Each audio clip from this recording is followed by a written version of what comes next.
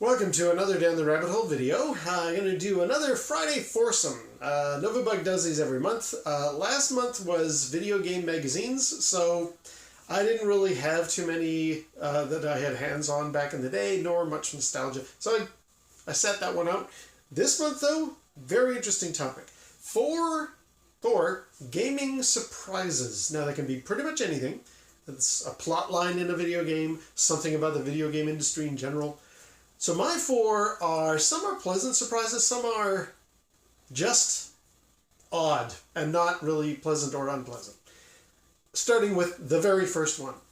I was a huge video game guy back in the 80s. I had an Atari 2600, as did my friend Scott, that I'll be talking about in a sec, and played as many games. Scott was great because he had a summer job, so he had lots of money coming in, and he was able to buy cartridges left, right, and center. I think I played more of his games than my own. But yeah, loved the Atari, loved going to the arcades, had a great time, lived the life of the pre-crash video game world.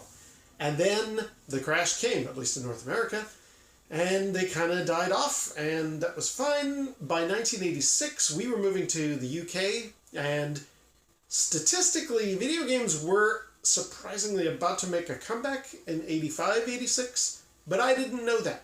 I was in Canada, and we were moving to the UK. And in the UK, I had another friend, Glenn, who had an Acorn Electron, and I was introduced to gaming in the UK. Things like, he would play, is it Karateka, whatever, or Elite, which was an awesome space game, Chucky, or Quack, or Dizzy. There were a variety of different games that I was introduced to, and I was like, wow, video games have come a long way, especially now that they're on computers and they got a full keyboard of options.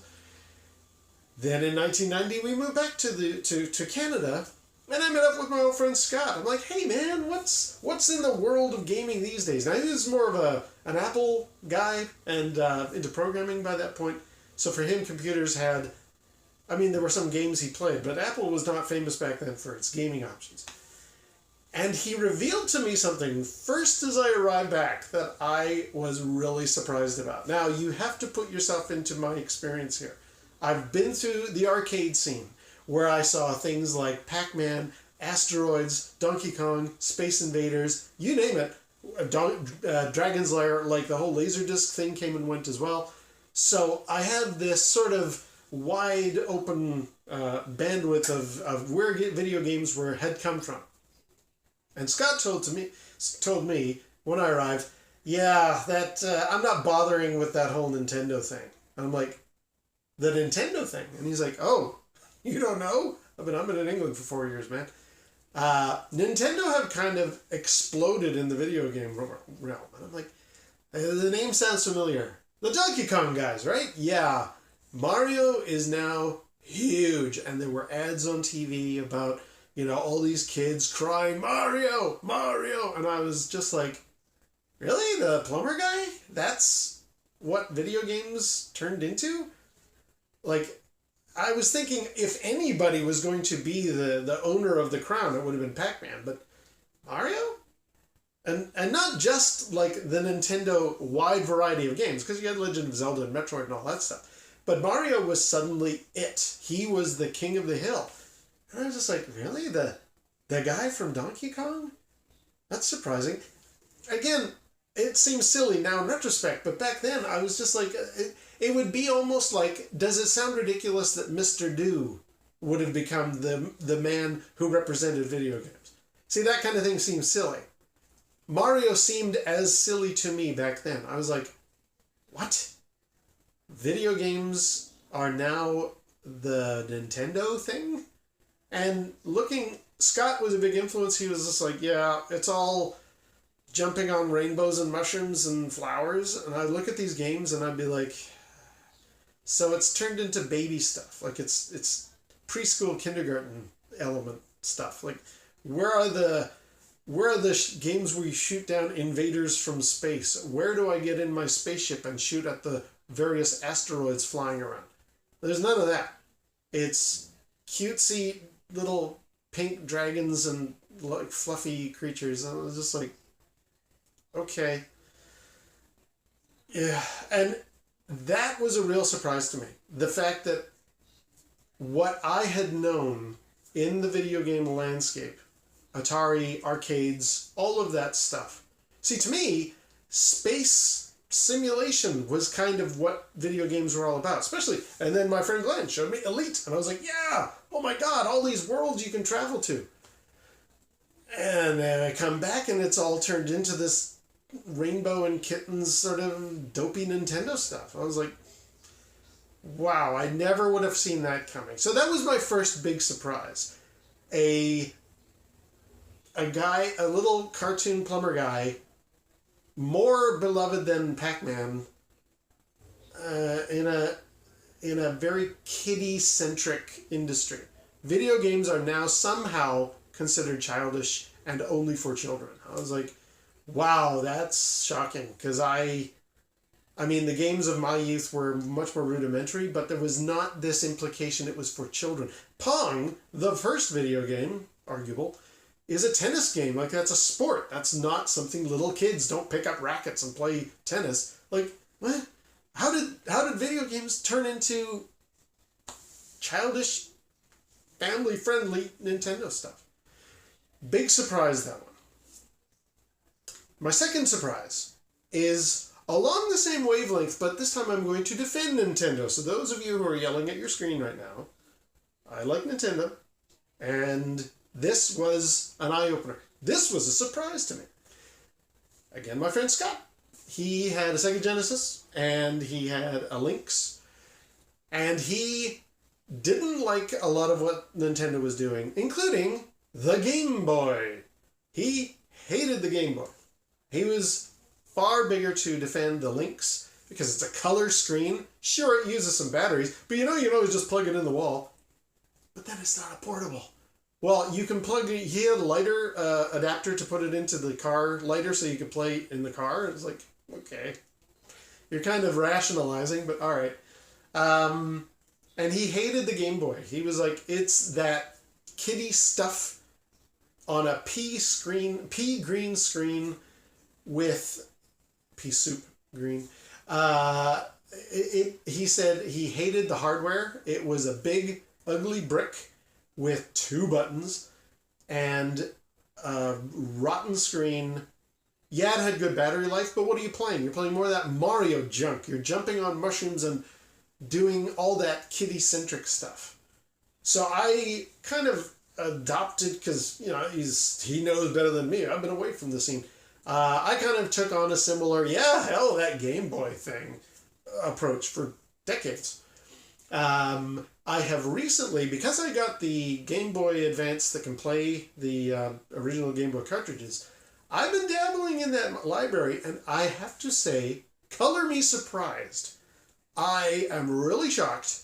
The Game Boy library has some really excellent, mature level, I mean, not blood and gore, but like racing games, space shooters, combat tactical things. There's games for not little children in that. And in fact, the challenge level is really good. Tetris, the classic Game Boy title, that's not for little kids. Star Strike is one of the first games I played on the Game Boy on my channel.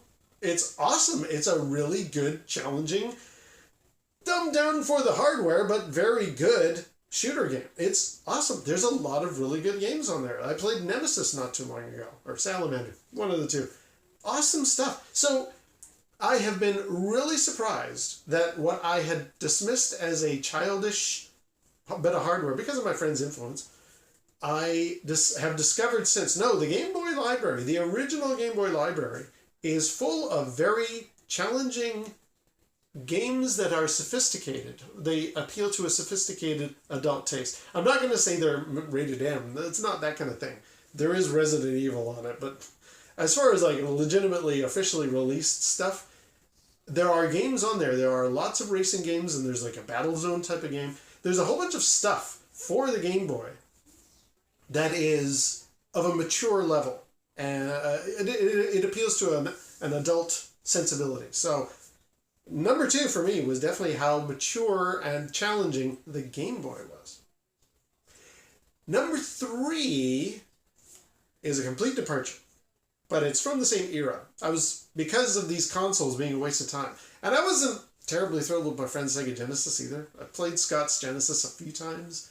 I enjoyed some games, but I had issues with the hardware, which I will do a video about someday. So I was a PC gamer. And a series that I really loved were the X-Wing games. They were fantastic. Even the first one, which was very rudimentary little polygon stuff, they eventually put textures and skins on it so they look like the actual ships from the movies. Fantastic. TIE Fighter. One of the best flying space combat games. Never mind the fact it's a Star Wars game. And you're in the Empire. Like, it's an interesting twist on stuff. Phenomenal game. Along came X-Wing versus TIE Fighter, which had more of an online component. Like, it was more designed with multiplayer in mind, which I didn't really have much option for back then. And it was a bit challenging, but I loved it. And along came an announcement for what I thought was going to be the ultimate Star Wars flying game ever. X-Wing Alliance. This was the X-Wing versus TIE Fighter concept, but now taken to... There's a storyline element, and you're flying this interesting looking freighter, and you're going to bases and docking and doing this, like, shipping aboard, rebel spies and trying to get away from the Empire, or you're, maybe involved in a bit of, smuggling and things like that. You have to meet up with smugglers in an asteroid field, and here comes the Imperials, let's get out of here, and, get somebody in the gunner position and shooting down. When I heard about this game, I was like, that's it. I'm done. That is going to be the ultimate Star Wars game for me. I will buy that thing day one, and I'm going to love it. And I did, but then I was surprised. This is not a fault of the game.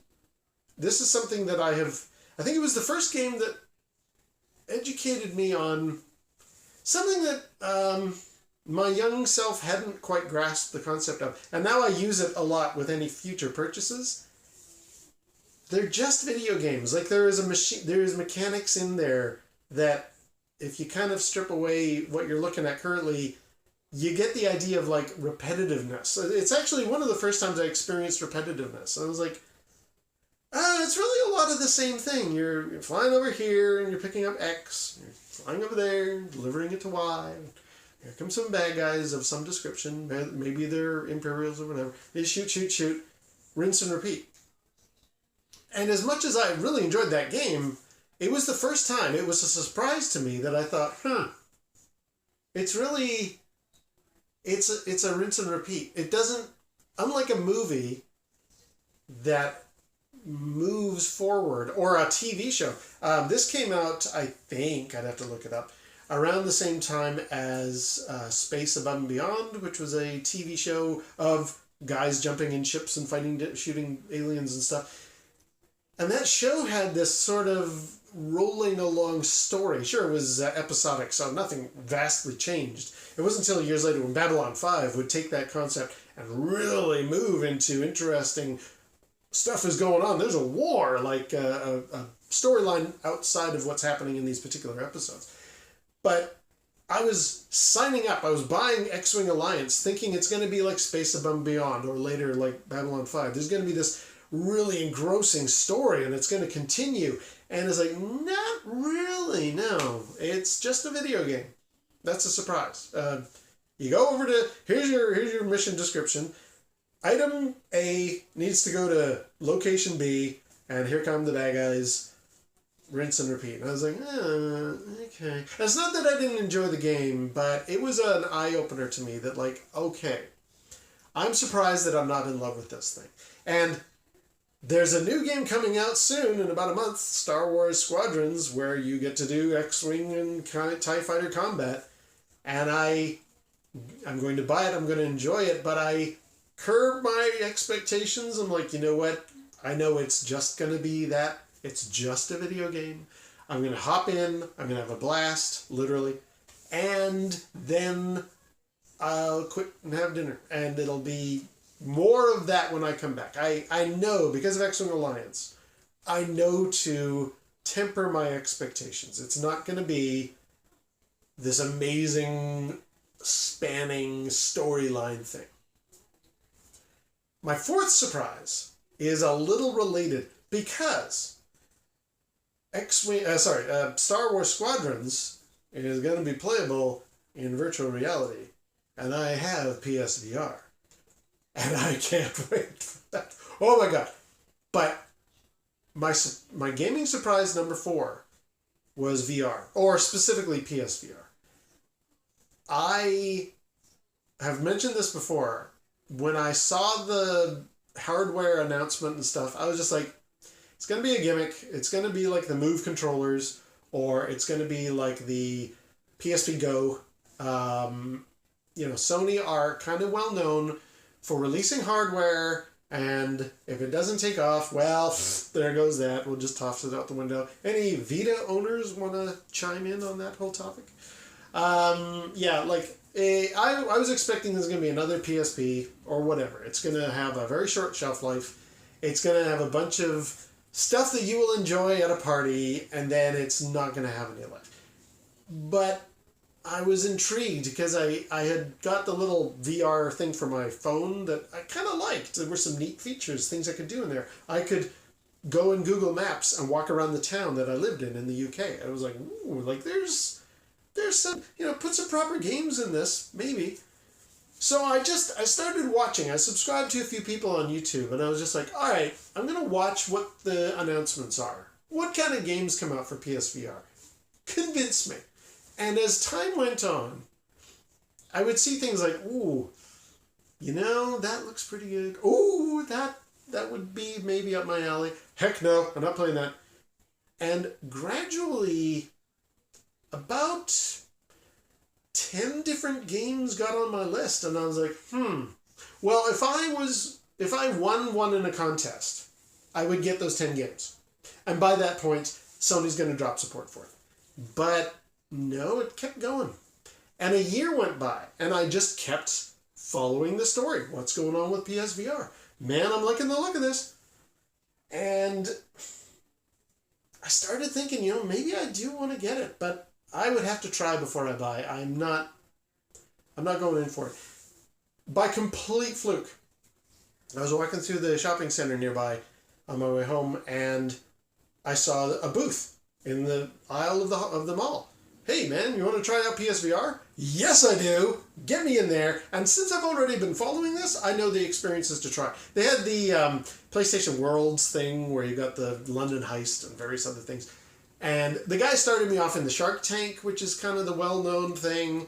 And I was like, okay, I want to see, I'm looking around at the details. I did a whole video about this the very first day I first tried it out. I was like, wow, it looks really good. Like the screen door effect of having a bunch of pixels that close to your face, they really knocked it out of the park here. This looks very clear.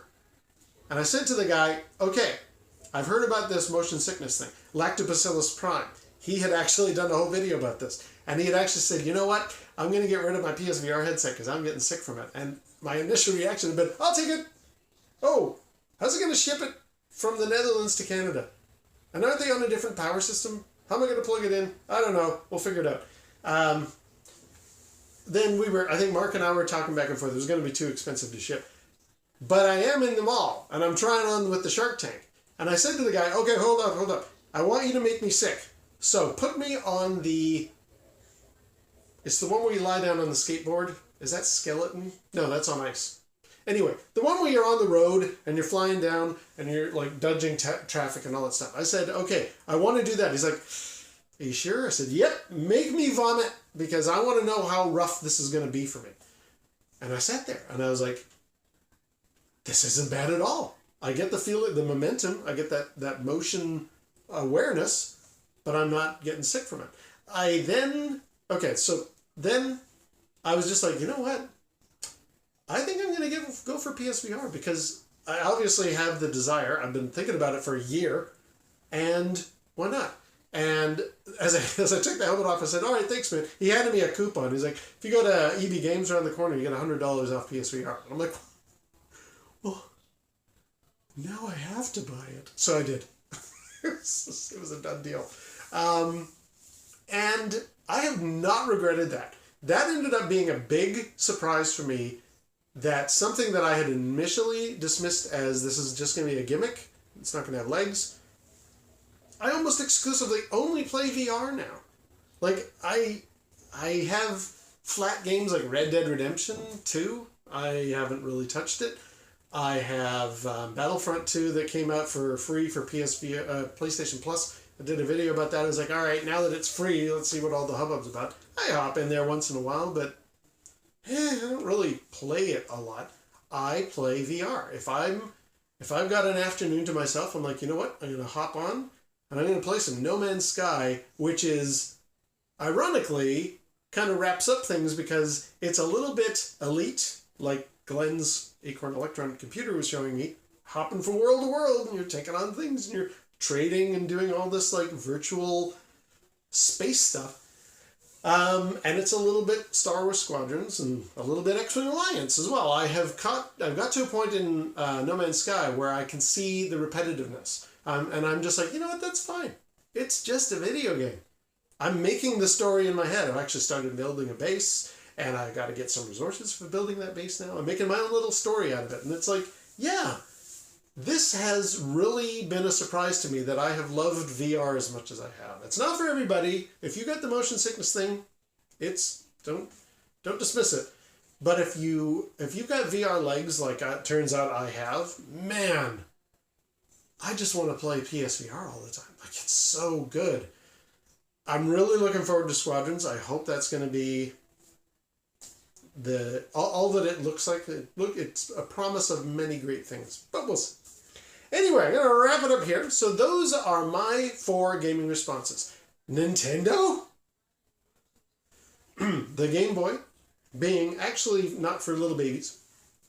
X-Wing Alliance taught me, curb your expectations because they're just video games. It's a little rinse and repeat after a certain point. Fetch quests and stuff, they're a thing. And finally, VR. Specifically for me, PSVR. Maybe if I was to win some expensive computer rig and HTC Vive or, a Steam Index, is it? For the more expensive variety, maybe I would go that way. I am going to keep my eyes on the horizon for the PlayStation 5. I don't know that I'm going to get one. We'll see. But if they improve, like if they come out with a PSVR 2 that is much improved, that is something that I would be very interested in. Anyway, so there we go. I'm going to submit my Friday Foursome questions to Novabug. I'm going to leave a link down below to his original video. Please give him some video responses. He definitely appreciates lots of people from the community chiming in, and it's a neat little list to make. I like doing this. All right, until next time, we'll see you down the rabbit hole.